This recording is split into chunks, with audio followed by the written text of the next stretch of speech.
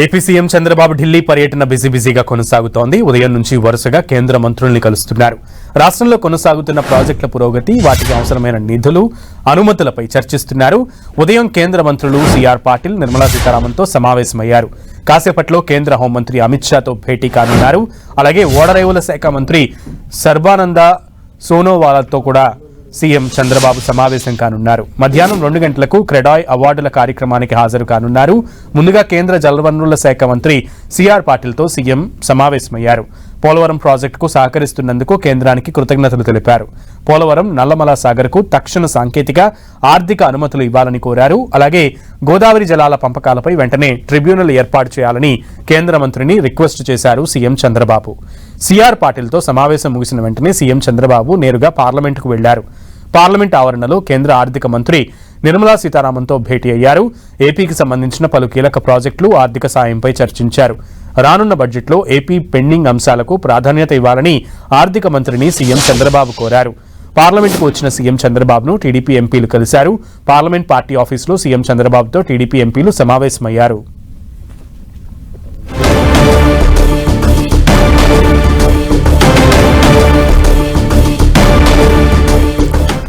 ఢిల్లీలో ముఖ్యమంత్రి చంద్రబాబు బిజీగా గడుపుతున్నారు. ఆయన స్కెడ్యూల్ అంతా కూడా చాలా బిజీగా ఉన్నట్లుగా తెలుస్తోంది. వరుసగా కేంద్ర మంత్రులతో భేటీ అవుతున్నారు. సో మధ్యాహ్నం క్రెడాయ్ అవార్డులకు కూడా వెళ్లనున్నట్లుగా తెలుస్తోంది. సో ఇవాళ మిగిలిన స్కెడ్యూల్ గురించి పూర్తి సమాచారం మా ప్రతినిధి గోపిని అడిగి తెలుసుకుందాం. గోపి, ఢిల్లీ పర్యటనలో ఏపీ సీఎం చంద్రబాబు నాయుడు బిజీగా గడుపుతున్నారు. కేంద్ర మంత్రులతోటి వరుసగా భేటీలు అవుతున్నారు. 6 కేంద్ర మంత్రులతో ఈ రోజు ఆయన అపాయింట్మెంట్ ఖరారు అవడం జరిగింది. ఏపీలో చేపట్టిన వివిధ ప్రాజెక్టులు, కేంద్ర సహాయం పైన కేంద్ర మంత్రులతోటి చర్చించనున్నారు. కేంద్ర హోంశాఖ మంత్రి అమిత్ షా, అదేవిధంగా కేంద్ర ఆర్థిక శాఖ మంత్రి నిర్మలా సీతారామన్, రోడ్డు రవాణా, జాతీయ రహదారుల శాఖ మంత్రి నితిన్ గడ్కరీ, కేంద్ర జలశక్తి మంత్రి సిఆర్ పాటిల్, పెట్రోలియం సహజ వాయువుల శాఖ మంత్రి హర్దీప్ సింగ్ పూరి, కేంద్ర నౌకాయాన జల రవాణా శాఖ మంత్రి సర్బానంద తో పాటు మరికొంతమందితోటి ఆయన భేటీ కానున్నారు. కేంద్రం భాగస్వామ్యంతో రాష్ట్రంలో చేపడుతున్న పలు ప్రాజెక్టులు, అమలు చేస్తున్న కార్యక్రమాలపైన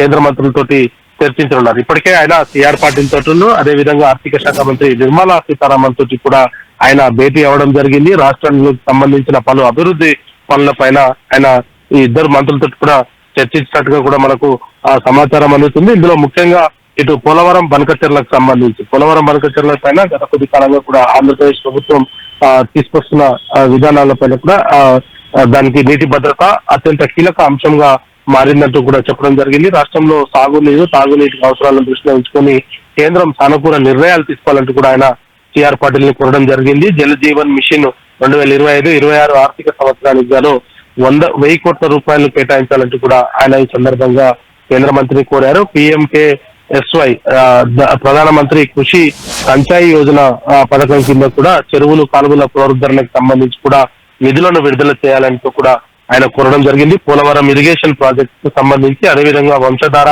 నదీ వివాద ట్రిబ్యునల్ కి సంబంధించి ఆలమట్టి డ్యామ్ ఎత్తు పెంపు అంశం పైన కూడా ఆయన ఇటు కేంద్ర జలశక్తి మంత్రితోటి భేటీ సందర్భంగా వ్యాఖ్యానించడం జరిగింది. అదేవిధంగా కేంద్ర మంత్రి నిర్మలా సీతారామన్ తో భేటీ అయిన సందర్భంగా పూర్వోదయ, శాస్త్రీ పథకాల ద్వారా ఆంధ్రప్రదేశ్ కు చేయూతనివ్వాలంటూ కూడా కేంద్ర మంత్రిని కోరారు. రాయలసీమను హార్టికల్చర్ హబ్బుగా తీర్చిదిద్దేందుకు వచ్చే బడ్జెట్ లో నిధులు కేటాయించాలంటూ కూడా ముఖ్యమంత్రి కోరడం జరిగింది. కరువు పీడిత ప్రాంతాల్లో దాహార్తిని తీర్చేందుకు, సాగునీటి అవసరాల కోసం గోదావరి వరద జలాల మళ్లింపు కోసం చేపట్టిన పోలవరం, నల్లమల్ల సాగర్ ప్రాజెక్టుకు చేయూత అందించాలంటూ కూడా ఈ సందర్భంగా ఫైనాన్స్ మినిస్టర్ తోటి ఆయన మాట్లాడడం జరిగింది. దీంతో పాటు ఇంకా కొన్ని అంశాలపైన కూడా ఆయన ఆర్థిక శాఖ మంత్రితోటి మాట్లాడడం జరిగింది.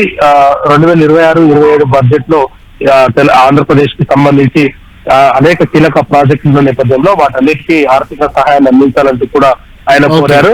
ప్రస్తుతం పార్లమెంట్ లో టీడీపీ పార్టీ సంబంధించిన ఎంపీలతో ఆయన పార్లమెంట్ ఆవరణంలో భేటీ అవ్వడం జరిగింది. ఇటు కేంద్రం నుంచి సమన్వయం చేసుకునేందుకు పార్లమెంట్ లో ఎంపీలతో ఆయన భేటీ సందర్భంగా అనేక అంశాలపైన పార్లమెంట్ లో ఎంపీలకు కొన్ని సూచనలు కూడా చేశారు. ఓకే గోపి.